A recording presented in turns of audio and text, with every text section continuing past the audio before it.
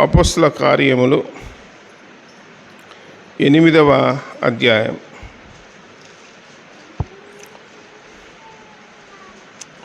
ఆ కాలమందు యెరూషలేము లేని సంఘములకు గొప్ప హింస కలిగినందున అపోస్తలులు తప్ప అందరూ యూదయ సమరయ దేశముల యందు చెదిరిపోయారు. భక్తిగల మనుషులు స్తెఫనును సమాధి చేసి అతని గూర్చి బహుగా ప్రలాపించిరి. సౌలైతే ఇంటింటదొచ్చి పురుషులను స్త్రీలను ఈడ్చుకుని పోయి చెరసాలలో వేయించి సంఘమును పాడు చేయించి ఉండెను.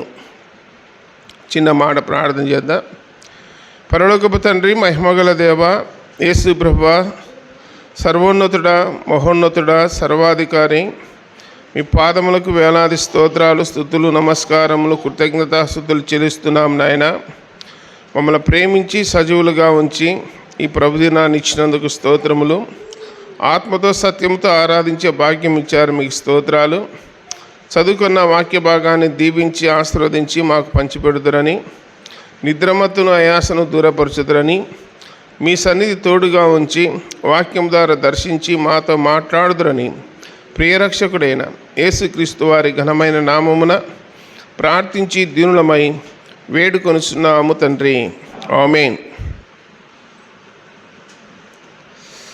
చదువుకున్న వాక్య భాగము అపోస్తల కార్యములు 8వ అధ్యాయం.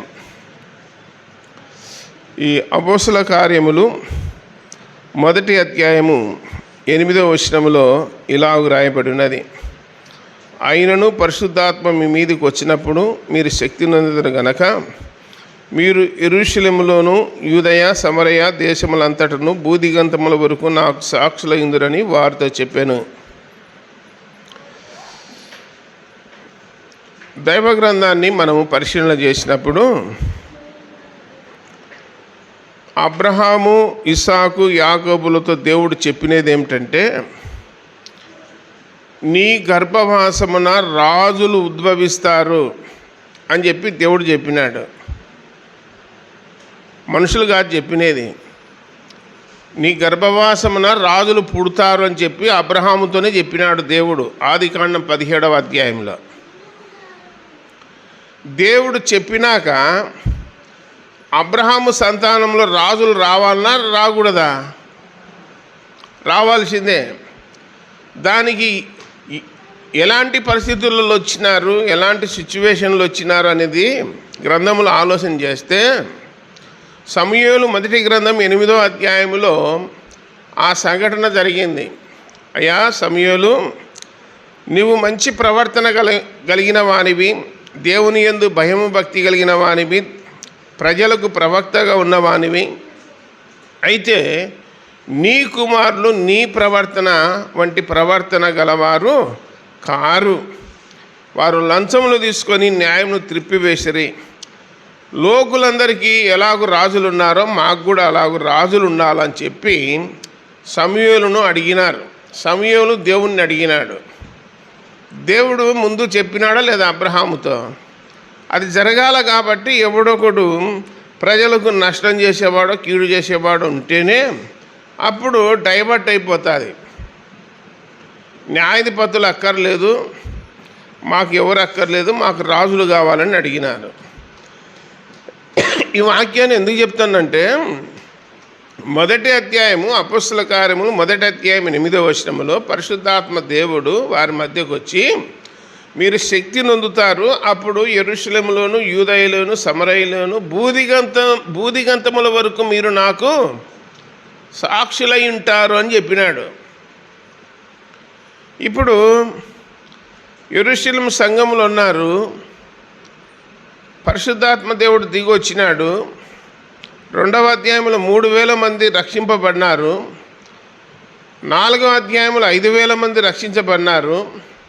6వ అధ్యాయంలో లెక్కింపలేని జనసమూహం అయిపోయినారు. దేవుడు ఏం చెప్పినాడు? సమరయలోను యూదయలోను చుట్టుపట్ల ప్రాంతాల్లోనూ భూదిగంతముల వరకు మీరు నాకేమై ఉండాలా? సాక్షులై ఉండాలంటే 30,000 మంది 40,000 మంది యెరూషలేములో కూడుకొని వండుకొని తినుకుంటే ఇంకా అక్కడనే ఉన్నారు. అరణ్యములో ఇశ్రాయేలు ప్రజలు ఉన్నట్టు యెరూషలేము సంఘములో ఉన్నారు. అప్పుడు దేవునికి తెలియకుండా ఏది జరగదు, గుర్తుపెట్టుకోండి. దేవుని పర్మిషన్ లేనిది ఏది జరగదు, ఆయన సెలవు లేనిది. అపోస్తల కార్యములు 8వ అధ్యాయంలో ఆ కాలమందు యెరూషలేములోని సంఘమునకు గొప్ప హింస కలిగినందున అనే మాట రాయబడింది. సంఘానికి గొప్ప హింస ఎందుకు కలిగింది? దేవుడు చెప్పినట్లు వింటున్నారా? దేవుడు ఏం చెప్పినాడు? మీరు యూదయలోను సమరయలోను భూదిగంతముల వరకు మీరు నాకేమై ఉండాలా? సాక్షులై ఉండాలంటే మీరు యెరూషలేములోనే కాకుండా చుట్టుపక్కల ప్రాంతాలకు కూడా వెళ్ళాలి, ఆసియా ఖండం అంతటా చెప్పాలి, మాసిదోనియా ప్రాంతం అంతా చెప్పాలి, సువార్త ప్రకటించాలి, యేసుప్రభు దేవుడని చెప్పాలి అని చెప్పి ముందుగానే ఇంటిమేషన్ దేవుడు ఇచ్చినాడు వాళ్ళకు.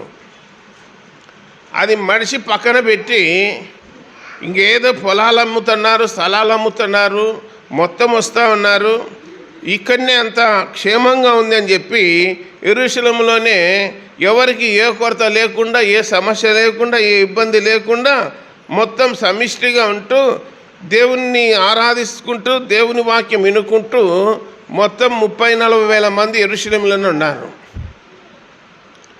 ఇంతమంది ఉండి ఏం చేస్తారు? మీరేం చేయాలంటే చుట్టుపక్కల ప్రాంతాలకు చెదిరిపోవాలా, చెదిరిపోయి దేవుని వాక్యాన్ని ప్రకటించాలి. అది దేవుని ఉద్దేశం. ఉన్నకాన్నే ఉండర్రి, అక్కడనే విస్తరించండి అనేది భక్తిహీనులకు. భక్తిహీనులను గురించి యోబు గ్రంథంలో రాయబడి ఉంది. ఉన్న చోటనే వారు విస్తరిస్తారంట. వాళ్ళ పశువులు కానీ, వాళ్ళ పిల్లలు కానీ, వాళ్ళ పొలాలు కానీ సమృద్ధిగా పండుతాయంట. తర్వాత కొన్ని దినములైన తర్వాత చూస్తే ఏముండదంట అక్కడ. అలాంటి కుటుంబాలు ఎన్నో ఉన్నాయి భూమి మీద. ఒకప్పుడు బాగా ఒక వెలుగు వెలిగింటారు, తర్వాత వెలుగుండదు, ఏముండదు, చీకటి ఇంకా అక్కడ ఉండేది ఏముండదు.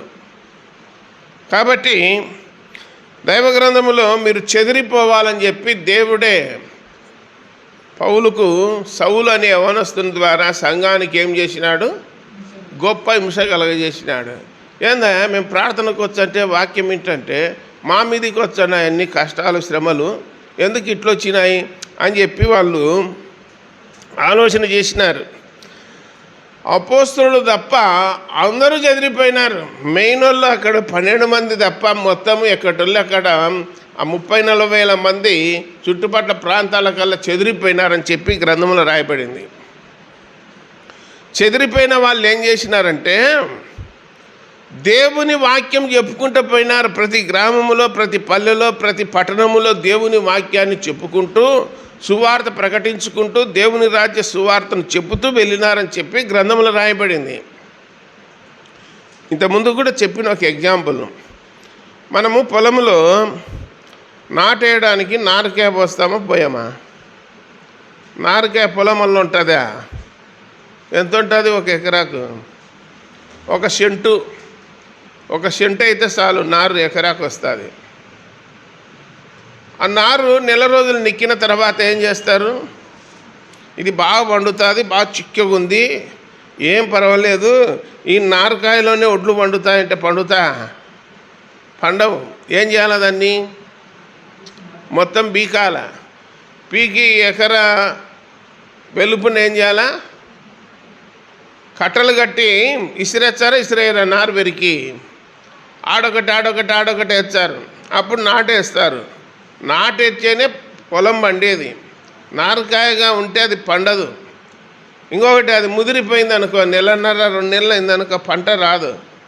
కరెక్ట్ వయసులోనే దాన్ని ఉపయోగించుకోవాలి.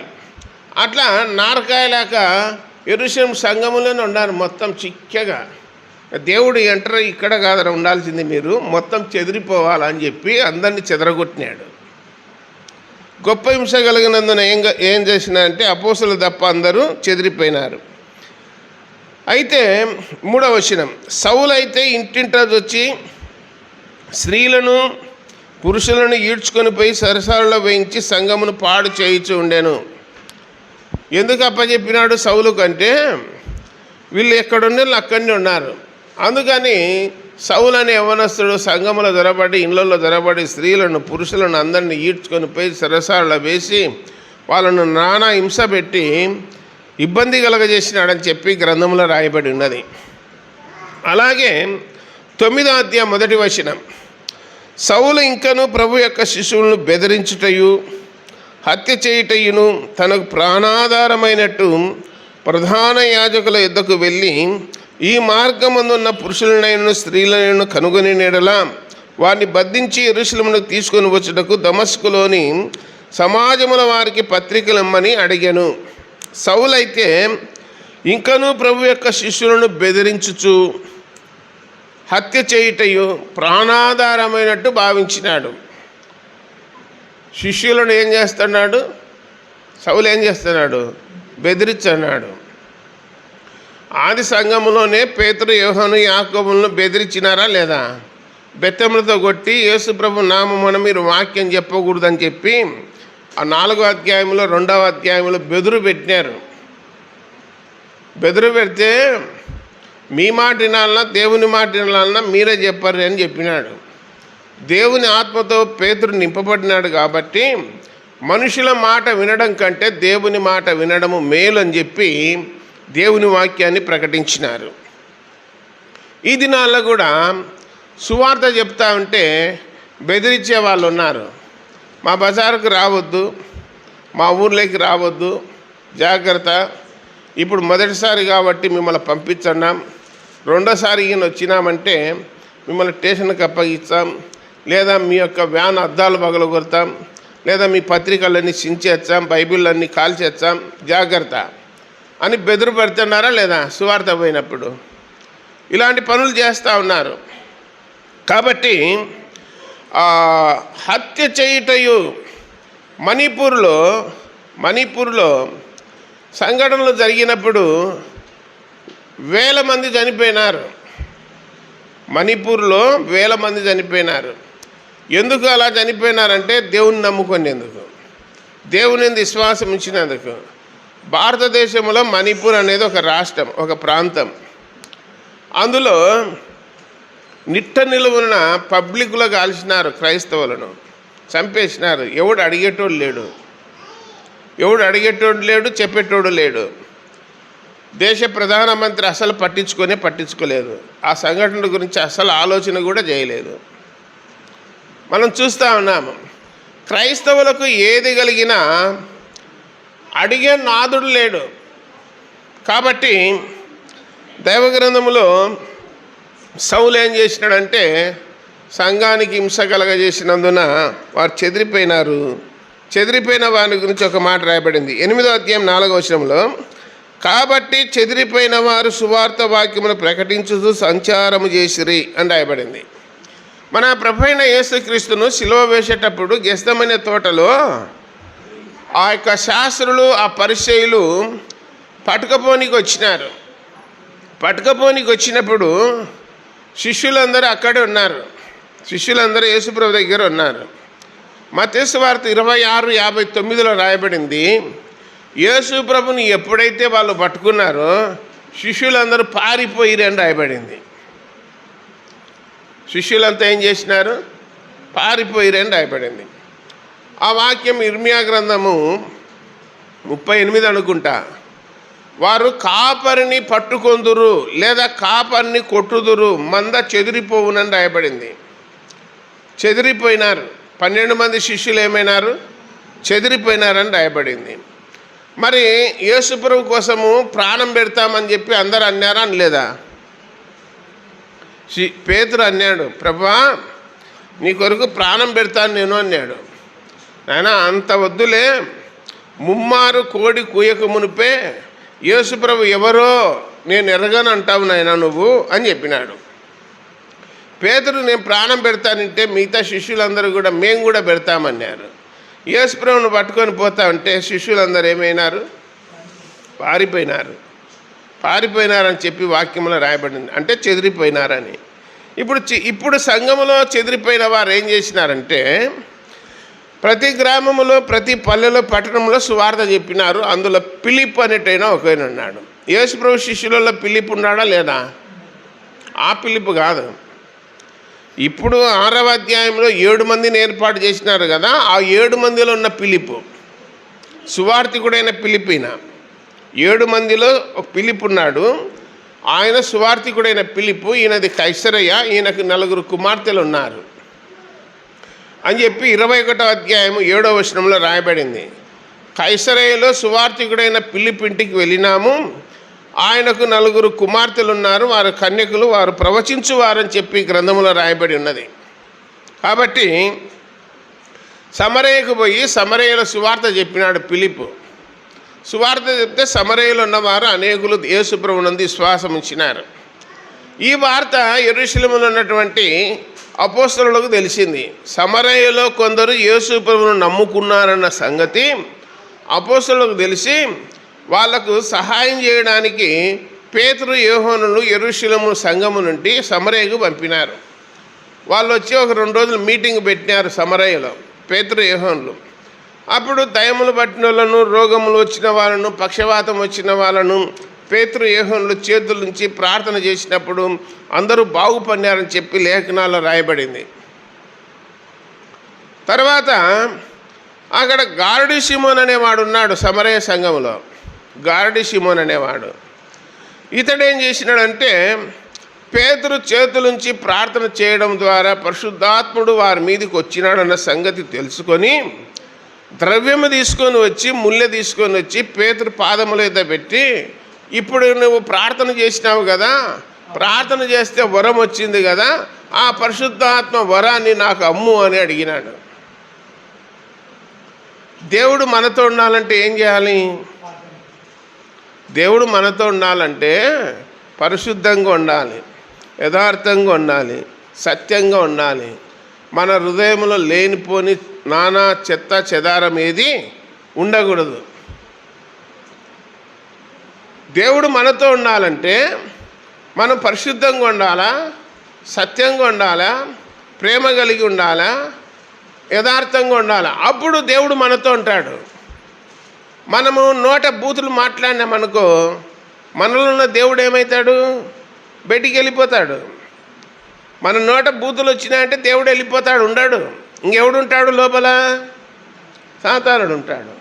ఒకటే గుర్తు, సాతానుడు ఉన్నప్పుడు బూతులు వచ్చాయి, యేసుప్రభు ఉన్నప్పుడు బూతులు రావు. సాతానుడు ఉన్నప్పుడు కొట్లాడతారు, యేసుప్రభు ఉన్నప్పుడు కొట్లాడరు. అంతే. ఇవే గుర్తులుగా యేసుప్రభు మనతో ఉన్నాడు, వాక్యం మనతో ఉన్నది అనడానికి నిదర్శనం అదే. పొద్దున్న లేచిన వాళ్ళమంటే కొట్లాడుతున్నామంటే ఆ ఇంట్లో ఏముండేంది? సాతానుడు ఉన్నాడని. ఆ ఇంట్లో నిశ్శబ్దంగా ఉంది, మౌనంగా ఉంది అంటే ఏమని అర్థము? వాళ్ళు దేవుణ్ణి నమ్ముకున్నారు అని అర్థము. విశ్వాసులు అని చెప్పి, క్రైస్తవులు అని చెప్పి. ఇవన్నీ మూలపాఠాలు ఎన్నోసార్లు చెప్తూ ఉంటాం. కానీ ఈ చెవిని వినడము, ఈ చెవిని వదిలిపెట్టడం ఇలా ఉండకూడదు.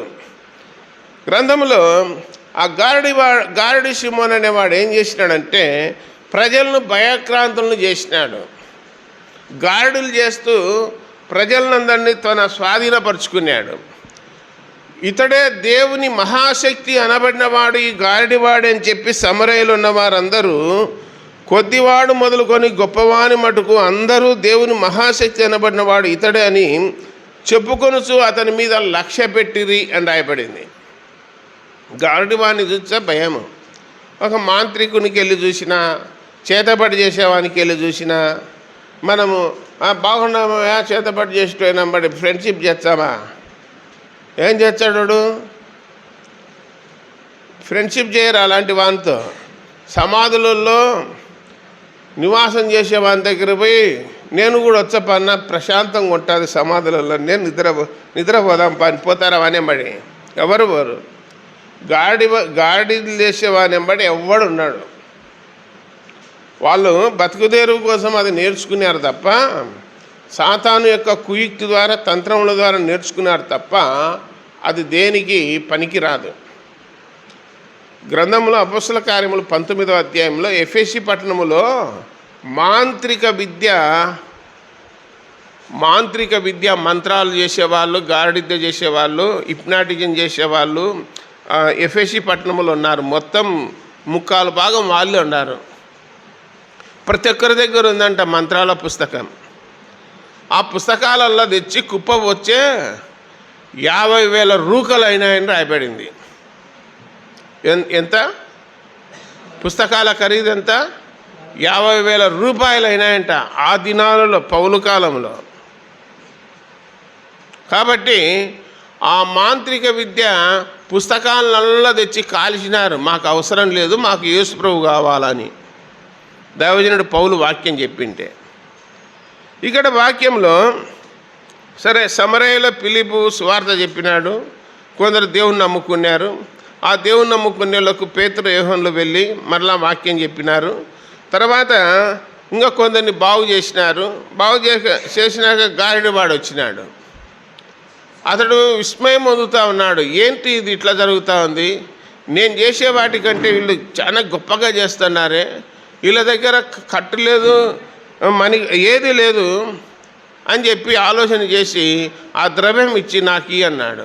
అప్పుడు పేతురు అన్నాడు, 21వ వచనం, 8వ అధ్యాయం 21వ వచనంలో, నీ హృదయము దేవుని ఎదుట సరైనది కాదు కనుక ఈ కార్యమందు నీకు పాలు పంపులు లేవు.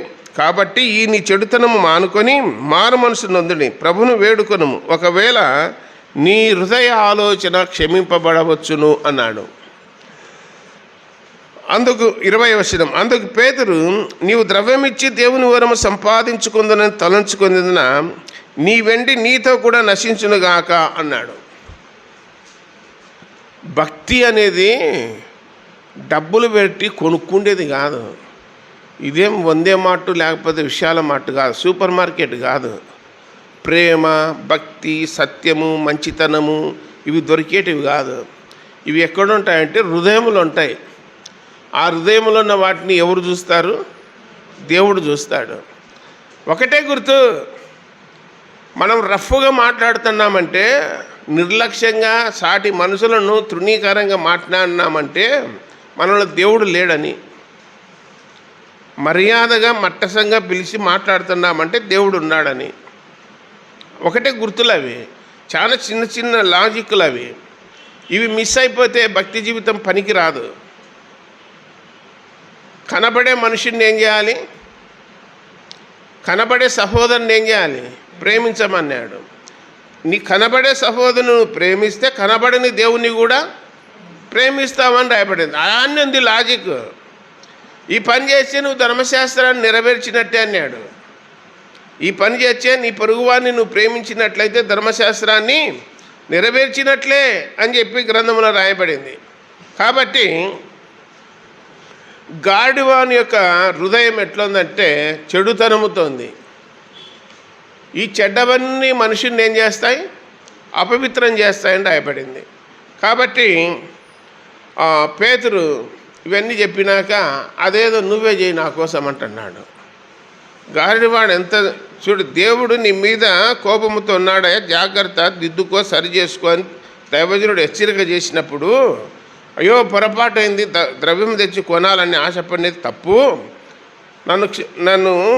నేను దేవుని దగ్గర పశ్చాత్తాపపడతాను అని చెప్పి తగ్గించుకున్నాడంటే లేదు. గారడివాడు ఏం చేస్తున్నాడు?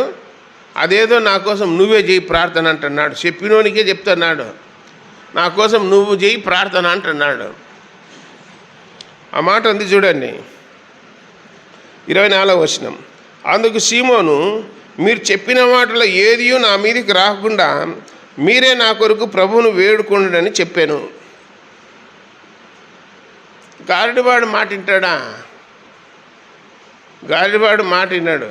బైబిల్లో ఇర్మియా గ్రంథం 13వ అధ్యాయంలో రాయబడింది, కుగుసు దేశస్థుడు తన చర్మపు రంగు మార్చుకోలేడు. కూసు దేశస్థుడు చర్మపు రంగు మార్చుకోలేడు, చిరుతపులి తన మచ్చలను మార్చుకోలేదు. అలాంటి వాళ్ళను గుణపరచుట కష్టము. ఓసారి తప్పుడు వాటికి అలవాటు పడవాన్ని మళ్ళా సాల్వ్ చేయడం అనేది కష్టమని రాయబడింది. ఒకసారి 2 సార్లు చూడాలా, మూడోసారి వదిలిపెట్టమని చెప్పినాడు దేవుడే. సొలొమోనుకు చెప్పినాడా లేదా? 2 సార్లు చెప్పినాడు. అయ్యా లైన్ తప్పుతున్నావు జాగ్రత్త అని, సరి చేసుకో అన్నాడు. 2 సార్లు హెచ్చరిక చేసినాడు. 2 సార్లు హెచ్చరిక చేసినా ఆ హెచ్చరికను ఏం చేసినాడు?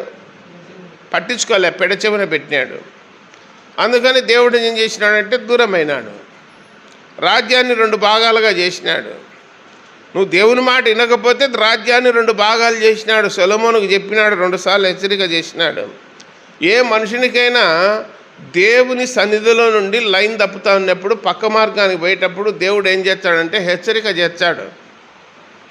హెచ్చరిక చేసి చెప్పినాకనే దేవుడు చర్య తీసుకునేది, శిక్ష పంపేది. అనవసరంగా దేవుడు ఎవరికి శిక్ష పంపడు. కాబట్టి ఈ విధంగా గారడీ సిమోను దేవుని ఎదుట అతని హృదయం సరైనది కాదు అని రాయబడింది. ఇందులో ఆ గారడీ సిమోన్లలో మనము కూడా ఉన్నామేమో ఆలోచన చేసుకోవాలని ఇది పాఠం. అలాంటి మొండితనము, అలాంటి పెడచెవిన పెట్టే తనము, అశ్రద్ధ చేసే తనము మనలో ఎవరికైనా ఉంటే దాన్ని ఏం చేయాలా? దిద్దుకోవాలని చెప్పి తెలియజేస్తూ ఉన్నాడు. తర్వాత అక్కడ ఆదివారం పూట యెరూషలేము వచ్చినాడు నపుంసకుడు ఆరాధించడానికి.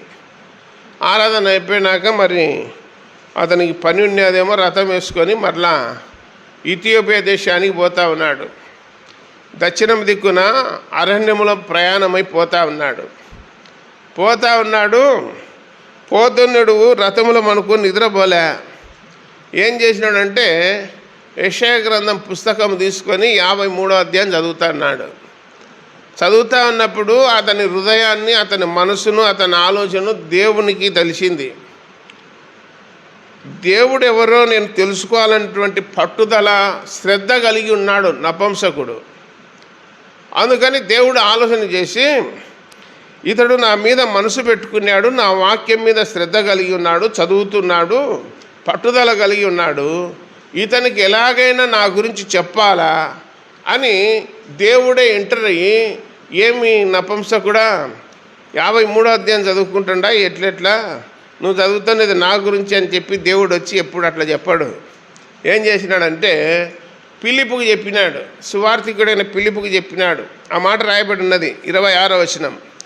ప్రభువు దూత, నువ్వు లేచి దక్షిణముగా వెళ్ళి యెరూషలేము నుండి గాజాకు పోవు అరణ్య మార్గమున కలుసుకొనుమని ఫిలిప్పుతో చెప్పగా అతడు లేచి వెళ్ళెను అని రాయబడింది. సువార్థికుడైన ఫిలిప్పుకు దేవుని దూత వచ్చి చెప్పినాడు, ఫిలిప్పు దక్షిణం దిక్కు బయలుదేరిపో, ఆ అరణ్యములో ఒకడు రథం మీద ప్రయాణం చేస్తూ ఉన్నాడు, అతనికి పోయి కలుసుకోపో, తర్వాత అతడు ఏం సంగతి జరగాల్సింది నేను చూస్తా అని చెప్పినాడు. అదే మాట 29వ వచనం. అప్పుడు ఆత్మ ఫిలిప్పుతో, నీవు ఆ రథం దగ్గరికి పోయి దాన్ని కలుసుకోమని చెప్పాను. 26వ వచనంలో ప్రభువు దూత అన్నాడు. 29వ వచనంలో ఆత్మ అన్నాడు, పరిశుద్ధాత్ముడు ఫిలిప్పుతో మాట్లాడినాడు. ఆ రథాన్ని దగ్గర పోయి కలుసుకోపో అన్నాడు. పోయినాడు, రథం దగ్గరికి పోయి ఆపినాడు రథాన్ని. పైకెక్కి కూర్చో అన్నాడు నపుంసకుడు. రథంలో కూర్చున్నాడు సువార్థికుడైన ఫిలిప్పు. కూర్చొన్నాక ఏదో చదువుతున్నట్టుండే అన్నాడు. అవునా, చదువుతున్నాను, ఇది నన్ను గురించి రాయబడిందా ఇంకొకరి గురించి రాయబడిందా అని చెప్పి యెషయా గ్రంథము 53వ అధ్యాయము 8వ వచనం చదువుతా ఉన్నాడు. ఆయన గొర్రె వలె వదుకు తేబడెను, బొచ్చు కత్తిరించు వాని ఎదుట గొర్రెపిల్ల ఏలాగు మౌనముగా ఉండెను, అలాగే ఆయన నోరు తెరవకుండెను అనే వాక్యం చదువుతా ఉన్నాడు. అప్పుడు ఫిలిప్ అన్నాడు, చదువుతున్నావు కదా, ఏమన్నా అర్థమవుతుందా అన్నాడు నపుంసకునితో. నాకేం అర్థం కాలేదు, నా గురించి రాయబడిందా ఇంకొకరి గురించి రాయబడిందా, నాకు ఎవరన్నా చూపిస్తే కదా దారి నేను తెలుసుకునేది అన్నాడు. అప్పుడు ఆ పుస్తకం కచ్చి పక్కకు పెట్టు, నేను వివరించి చెప్తా అని చెప్పి ఆ వాక్యం ఎవరి గురించి రాయబడింది? ఈ వాక్యము ఆయన గొర్రె వలె వదుకు తేబడెను, బొచ్చు కత్తిరించు వాని ఎదుట గొర్రె పిల్ల ఎలాగూ మౌనముగా ఉండెను, అలాగే ఆయన నోరు తెరవకుండెను. నోరు తెరవకుండాను. పిలాతు దగ్గర నోరు తెరిచినాడా? పిలాతు దగ్గర మౌనముగా ఉన్నాడు యేసుప్రభు. ఆ వాక్యమే ఇది. ఇక్కడ యేసుప్రభుని గురించిన సువార్త లేఖనాన్ని అనుసరించి యేసుప్రభు సువార్త నపుంసకునికి ఫిలిప్పు చెప్పినాడని చెప్పి గ్రంథంలో రాయబడింది. పాత నిబంధన గ్రంథంలో రాయబడిన లేఖనాలన్నీ కూడా ఎవరి గురించి రాయబడినాయి? ఇంక తెలియదా? చిన్నపిల్లల్ని అడిగినా చెప్తారు. ఏమంటారంటే ఇప్పుడు బైబిల్లో 3 పేర్లు ఉన్నాయి. 1 యెహోవా అని, 2 యేసుక్రీస్తు అని, 3 పరిశుద్ధాత్ముడని. పరిశుద్ధాత్మునికి పేరు లేదు, పరిశుద్ధాత్ముడే. ఇంకా యేసుక్రీస్తు అని కుమారునికి, తండ్రికి యెహోవా అని, తండ్రి కుమారుడు పరిశుద్ధాత్ముడు. నామములు అని చెప్పలే. ఏమన్నాడు? నామములో తండ్రి యొక్కయు కుమారుని యొక్కయు పరిశుద్ధాత్మ యొక్కయు నామమున అన్నాడు. త్రిత్వములో ఏకత్వము అన్నాడు. కాబట్టి దేవుడు యేసుప్రభు ఏది చెప్పినాడు అది చేయాలా కానీ మానవుడు దేవుని గురించి ఊహించి ఇట్లుంటాడేమో అట్లుంటాడేమో అంటే తప్పది. దేవుడు ఒక్కడే, దేవునికి నరులకు మధ్యవర్తి ఒక్కడే. దేవుడు ఒక్కడే, మధ్యవర్తి ఒక్కడే. ఎవరైనా? యేసుక్రీస్తు. స్పష్టంగా ఉందా లేదా? దేవుడు ఒక్కడే, మధ్యవర్తి ఒక్కడే, ఆయన యేసుక్రీస్తు. చాలాసార్లు చెప్తా ఉంటా నేను, యేసుక్రీస్తు ఏమై ఉన్నాడంటే దేవుని శక్తి అయి ఉన్నాడు, దేవుని మహిమ అయి ఉన్నాడు. యేసుక్రీస్తుకు తలగా ఉన్నది ఎవరు? దేవుడు. పురుషునికి తలగా ఉన్నది ఎవరు? యేసుక్రీస్తు. స్త్రీకి తలగా ఉన్నది ఎవరు? పురుషుడు. భర్త చనిపోతానే పైన ఏం పోతుంది? కిరీటం పోయిందని. పెళ్ళైన స్త్రీకి భర్త చనిపోయినాడంటే కిరీటం పోయిందని అర్థము. దైవగ్రంథం ఒక క్రమము నేర్పుతూ ఉంది. ఆ క్రమానికి లోబడి మనం బ్రతకాలంతే. కాబట్టి యేసును గురించిన సువార్త నపుంసకునికి చెప్పినప్పుడు పశ్చాత్తాపపడి భయపడి ఈరోజు నేను చనిపోతే ఎక్కడికి పోతా? నరకానికి పోతాను. కాబట్టి ఎదురుగా ఒక నీళ్ళ కుంట కనపడతా ఉంది. రథం ఆపి, ఏమయ్యా నీళ్లు కనపడుతున్నాయి, నాకు బాప్తిసమి అని చెప్పి అడిగినాడు. ఎవరు? నపుంసకుడు. నీకు నిజంగా చెప్పు, నిజంగా యేసుప్రభు మీద ఇష్టం ఉందా లేదా అంటే సంపూర్ణంగా ఇష్టం ఉంది నాకు. ఆయన నమ్ముకుంటాను, విశ్వాసం ఉంచుతాను. ఆయన దేవుని కుమారుడని విశ్వాసం ఉంచుతున్నాను. ఆయన నా పాపములు క్షమించినాడని నమ్ముతున్నాను.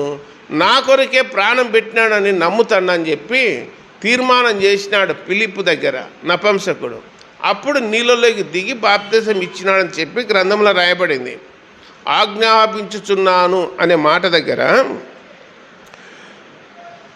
38వ వచనములో ఆజ్ఞాపించను అని ఉంది. ఆడ ఆజ్ఞాపించను అనే కాడ 1 అని నెంబర్ వేసి ఫుట్ నోట్లు ఏమని ఉందంటే, యేసుక్రీస్తు దేవుని కుమారుడని నీ పూర్ణ హృదయముతో విశ్వసించినావా అని రాయబడింది.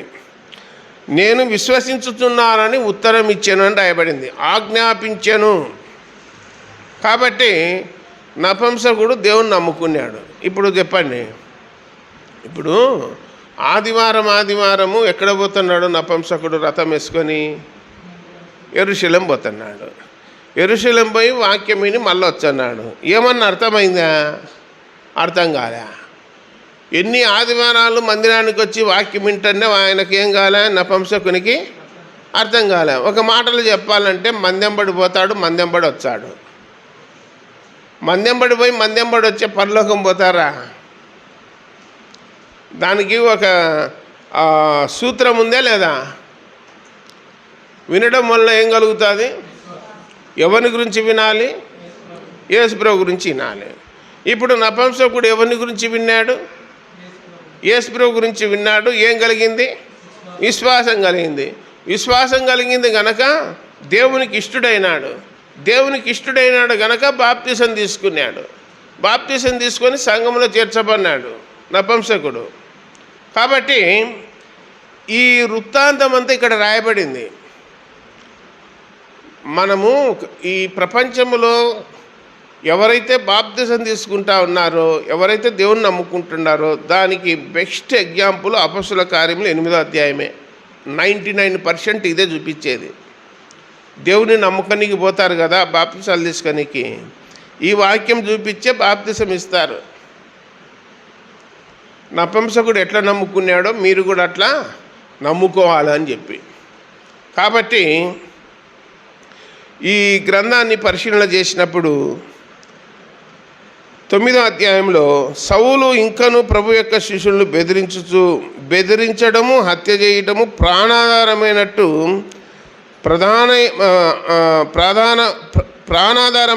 ప్రధాన యాజకులకు వెళ్ళి ఈ మార్గమందున పురుషులను స్త్రీలను కనుగొని నీడల వారిని బంధించి అనే మాట రాయబడింది.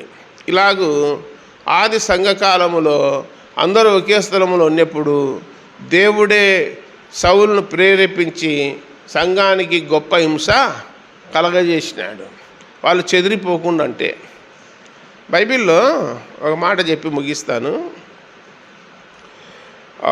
ద్వితీయోపదేశ కాండంలో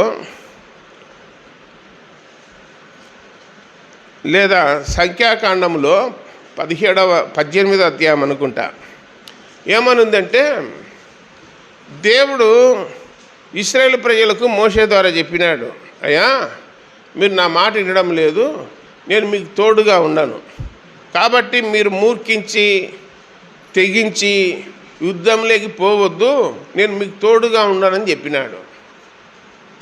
అప్పుడు వాళ్ళు ఏం చేసినారంటే, నువ్వు తోడుగా ఉన్నా లేకుండా మేము పోయేది అని పోయినారు. అప్పుడు పోయినప్పుడు అక్కడ ఉన్నటువంటి అమోనీయులు లేదా కనానులో ఉన్నటువంటి అమోనీయులు వాళ్ళు ఏం చేసినారంటే కంద్రిగల వలె వాళ్ళని ఎంబడిపడి హోర్మా వరకు తరిమి వారిని చంపినారని రాయబడింది. చెప్పినా కానీ పట్టించుకోరు. మోషే చెప్పినాడు, దేవుడు మీ మధ్యన లేడు, మీరు దయచేసి మీరు ఎవరి జోలికి పోవద్దు, యుద్ధంలోకి పోవద్దు, చేయవద్దు అని చెప్పినాడు. కొందరు మూర్ఖించి నువ్వేంది చెప్పేది, మేము పోతాము అని చెప్పి పోతే వాళ్ళని ఏం చేసినారంటే తరిమి చంపినారని వాక్యంలో రాయబడింది. ఇది ఏమని అర్థమవుతుంది మీకు? దేవుడు పొమ్మంటే పోవాలా, రమ్మంటే రావాలా. దావీదు ఎక్కడికి పోవాలన్నా దేవుణ్ణి అడుగుతున్నాడా లేదా? ప్రభా నేను యుద్ధానికి పోవాలన్నా లేదా అన్నాడు. ఒకసారి దేవుడు అన్నాడు వద్దన్నాడు, ఒకసారి పో అన్నాడు. ఇప్పుడు రాజులంతా కూడా దేవునికి ప్రార్థన చేసినారు, మేము యుద్ధం చేయాలన్నా వద్దని. మీరు చేయాల్సిన పని లేదు, నేనే చూసుకుంటా అన్నాడు. దేవుడు కూడా ఎంటర్ అయ్యి వాళ్ళకు విజయాలను చేకూర్చినాడా లేదా? హిజ్కియా రాజుకు విజయాన్ని చేకూర్చినాడు, యెహోషాపాతు రాజుకు విజయాన్ని చేకూర్చినాడు, రాజైన యోషియా చివర్లో ఉంటాడు, ఆయనకు కూడా విజయాన్ని చేకూర్చినాడు. దినవృత్తాంతముల 2వ గ్రంథము 13వ అధ్యాయంలో అబియా, ఆసా అనే రాజులు ఉన్నారు. వాళ్ళు దేవుని పక్షాన యుద్ధాలకు పోయినప్పుడు దేవుడు వాళ్ళ యుద్ధంలో ఎంటర్ అయ్యి దేవుడే విజయాన్ని చేకూర్చినాడని గ్రంథంలో చూస్తూ ఉన్నాం. ఇప్పుడు ఇజ్రాయెల్ దేశంలో 95 లక్షలు ఉన్నారంట. ప్రపంచ పటంలో ఇజ్రాయెల్ దేశం ఉంది, ఎంతమంది ఉన్నారు? 95 లక్షలు. ప్రపంచంలో ఉన్న జనాభా 800 కోట్లు. కానీ 95 లక్షల మంది యుద్ధం చేస్తున్నారంటే ప్రపంచానికల్లా ఏం కలుగుతుంది? భయం కలుగుతూ ఉంది, బెదురు కలుగుతూ ఉంది. ఆ ఇజ్రాయెల్ దేశము అటాక్ చేసిందంటే మిగతా దేశాలన్నీ ఏమవుతున్నాయి? పెద్ద దేశాలు ఉన్నాయి. పెద్దన్న అంట, ప్రపంచానికి పెద్దన్న ఎవరు? అమెరికా వాడు. రెండో అన్న ఎవడు? రష్యా వాడు. పెద్దన్న తమ్ముడు రష్యా వాడు అన్నమాట. ఏం రా పెద్దవాడు, నువ్వు పోతాడు, నేను రెడీగా ఉన్నా అంటున్నాడు వీడు. నువ్వు అట్లాగిన పోతే నేను వచ్చా అంటాడు రష్యా వాడు. కాబట్టి దానికి నేనెందుకు ఇప్పుడు ఇజ్రాయెల్ దేశము దానికి కారణం కాకూడదు, అందుకు వాళ్ళు తప్పించుకోవాలి. కాబట్టి మేము ప్రపంచానికి పెనబెట్టనికి కాదు, నేను ప్రపంచాన్ని బ్రతికించనీకి ఉండేది ఇజ్రాయెల్ దేశం, గుర్తుపెట్టుకోర్రి. ప్రపంచాన్ని నాశనం చేయనీకి కాదు ఇజ్రాయెల్ దేశం ఉండేది, ప్రపంచాన్ని దేని చేయనీకి? బ్రతికించనీకి ఉండేది ఇజ్రాయెల్ దేశం. ఎందుకు యుద్ధం చేసినారు అంటే 4 దేశాలు ఉన్నాయి అక్కడ. జోర్డాన్ ఉంది, లిబియా ఉంది, పాలస్తీనా ఉంది. పాలస్తీనా వానికి హమాస్ తీవ్రవాదులు అంటారు. లిబియాలో ఉన్న వానికి హౌతీలు అని ఉన్నారు, ఒమెన్లో హౌతీలు. తర్వాత తీవ్రవాదులు 3-4 సంస్థలు ఉన్నాయి. వాళ్ళకందరికి ఇరాన్ వాడు ఏం చేస్తాడంటే క్షిపణులు అన్నీ తయారు చేసి వాళ్ళకి ఇచ్చన్నాడు. వాళ్ళని తీవ్రవాదులను పెంచి పోషిస్తున్నాడు. ఈడేం యుద్ధం చేయడు, వాళ్ళను గమ్మిచ్చన్నాడు ఇజ్రాయెల్ దేశం మీద పోయి పడుపోర్రని, తీవ్రవాదులు టెర్రరిస్టులను. ఎందుకు వీళ్ళు ఇట్లా మీదకి వచ్చన్నారబ్బా తీవ్రవాదులు అని చెప్పి ఇజ్రాయెల్ దేశం వాళ్ళు ఆలోచన చేస్తే కనిపెడితే ఇరాన్ వాడు వాళ్ళకందరికి ఏం చేస్తున్నాడు, సహాయం చేస్తున్నాడు. వీళ్ళనందరినీ ఏరేసినామంటే, తీవ్రవాదులలో ఏరేసినామంటే ఎవడైతే సహాయం చేస్తున్నాడో వాడిని కూడా ఏరేయొచ్చు అని చెప్పి ప్లాన్ చేసినారు ఇజ్రాయెల్ దేశం వాళ్ళు.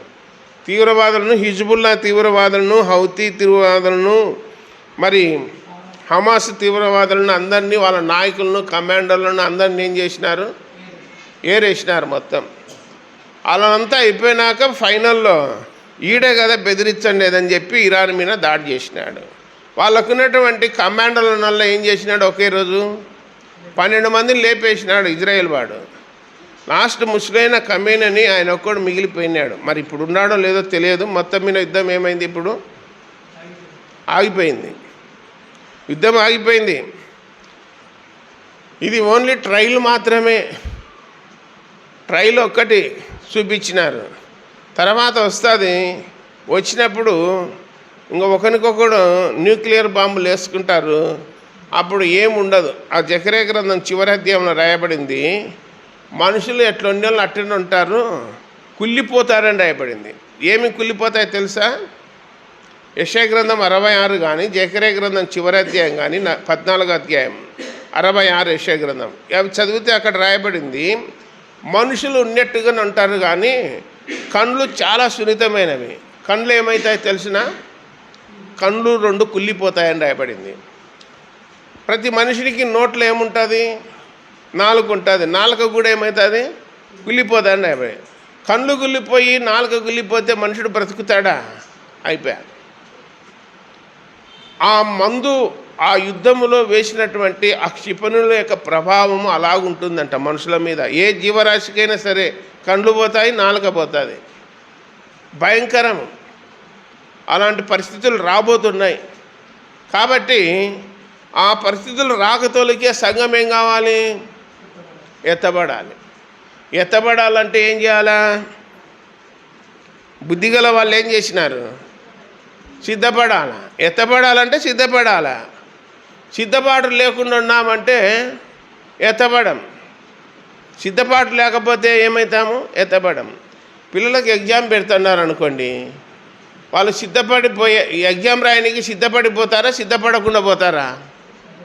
పరీక్షలు రాయనికి. రేపు ఏదో డిఎస్సి ఎగ్జామ్ ఉందంట, మంగళవారం ఏమో డిఎస్సి ఎగ్జామ్ ఉందంట, ప్రార్థన చేయమని అడిగినారు. సరే, దేవుడి తలంపులన్నింటినీ మనందరి కొరకు దీవించునుగాక. చాలా అలసిపోయినట్టున్నారు, ప్రార్థన చేద్దాం. పరలోకపు తండ్రి, మహిమగల దేవ, యేసు ప్రభువా, మీ పాదాలకు స్తోత్రాలు నాయన. అపోస్తల కార్యములు వరుసగా 8వ అధ్యాయం వరకు మాతో మాట్లాడుతూ వచ్చారు. మీకు స్తోత్రాలు చెల్లిస్తున్నాం నాయన. ఆది సంఘకాలంలో జరిగిన సంఘటనలు మా ఎదుటికి తీసుకొని వస్తున్నారు, అందును బట్టి స్తోత్రాలు. అందులో మాకు కూడా పాఠాలు ఉన్నాయి నాయన. మేము నేర్చుకొని అనుసరించి ముందుకు సాగడానికి కృప చూపండి. దేవా స్తోత్రములు, పరిశుద్ధుడా స్తోత్రాలు నాయన. చివరి దినాల్లో ఉన్నాము, అంత్య దినాల్లో ఉన్నాము, అపాయకరమైన కాలాల్లో ఉన్నాము. మనిషి కుమారుడు భూమి మీద విశ్వాసము కనుగొనడానికి దినాల్లో ఉన్నాము, ప్రేమ చల్లారిన దినాల్లో ఉన్నాము. ప్రపంచంలో యుద్ధాలు జరుగుతూ ఉన్నాయి, తెగుళ్ళు వస్తున్నాయి, వరదలు వస్తున్నాయి, సునామీలు వస్తున్నాయి, కరువులు వస్తున్నాయి నాయన. లోకమంతా బలాత్కారంతో నిండి ఉన్నది. దేవా స్తోత్రములు, పరిశుద్ధుల స్తోత్రాలు నాయన. జీవము గల దేవా, అధికారులు, ప్రభుత్వములు అన్నీ ఫ్రాడ్ చేస్తూ ఉన్నాయి. ఇప్పుడు ఇవి నిరాకరి దినాలు గనక ఇలా జరుగుతుందని చెప్పి ముందే హెచ్చరిక చేసినారు. దేవా స్తోత్రములు చెల్లిస్తూ ఉన్నాం. మీ అందు విశ్వాసం ఉంచిన మేము లోక మాలిన్యం అంటకుండా భయము కలిగి, భక్తి కలిగి, విశ్వాసం కలిగి, స్వస్థబుద్ధితోనూ నీతితోనూ ఉండాలని, కొత్త ఆకాశం కొరకు, కొత్త భూమి కొరకు కనిపెట్టుకొని ఉండాలని, అక్కడ దేవుని నీతి నివసించునని చెప్పి రాయించినందుకు స్తోత్రములు. మేము విలువబెట్టి కొనబడిన వారము, ప్రత్యేక జనాంగము, మీ సొత్తు అయిన ప్రజలము, మీ ఆత్మచేత ముద్రించినారు, మీ సొత్తుగా చేసుకున్నారు, మీ రాజ్యానికి వారసులుగా చేసుకున్నారు, మీ వాక్యం ఇచ్చారు, వాక్యం ద్వారా మమ్మల్ని సరి చేస్తున్నారు. అందును బట్టి స్తోత్రాలు. చేరువచ్చిన ప్రజలందరినీ దీవించి ఆశీర్వదించుదరని. మరి మంగళవారం నాయన ఎందరైతే మీ పిల్లలు డిఎస్సి ఎగ్జామ్స్కు ప్రిపేర్ అయ్యి రాస్తున్నారో నాయన, అందరూ పాస్ అయ్యి నాయన ఉద్యోగాలు పొందుకోవడానికి కృపచూపమని ప్రార్థన చేస్తున్నాం. అందరినీ దీవించుదరని, ఆరోగ్యవంతులుగా ఉంచుదరని. మీ చిత్తమైతే మరొకసారి ఇలాగ చేరి మీ నామాన్ని ఘనపరిచే కృప మాకందరికీ దయచేదురని ప్రియరక్షకుడైన యేసుక్రీస్తు వారి ఘనమైన నామమున ప్రార్థించి దీనులమై వేడుకొనిస్తున్నాము తండ్రి. ఆమేన్. అందరికీ వందనాలమ్మా. ఇక్కడ స్వీట్లు ఉన్నాయి. ప్రతి ఒక్కరు